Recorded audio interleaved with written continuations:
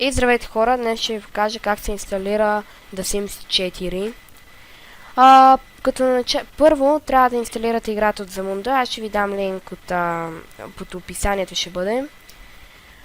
След като сте си отворили играта, трябва да заредите FireLove с Diamond Tools или с друга програмка, която имате.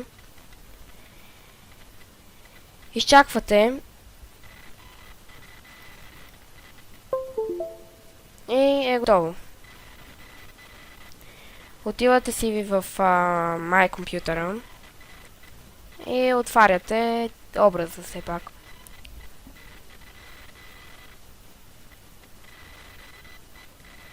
Така. Тук си избирате език, който искате. И ти казват да си купиш играта.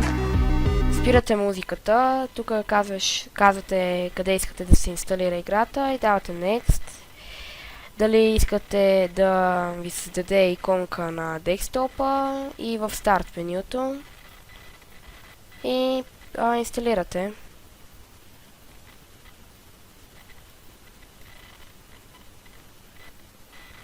След като ви приключи инсталацията, играта ви е почти готова.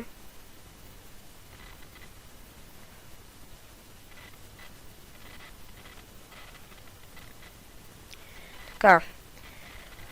Отивате в директорията на играта ви.